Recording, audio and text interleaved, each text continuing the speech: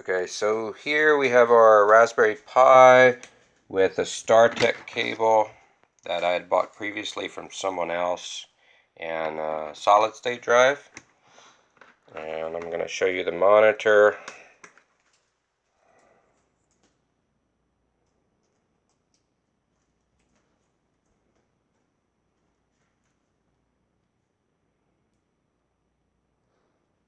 You can see the computer's coming on, the Raspberry Pi computer.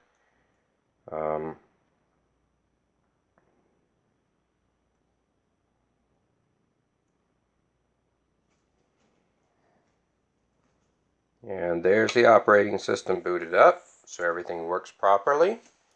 So now I'm going to take that cable off and put on the cable that you sent us.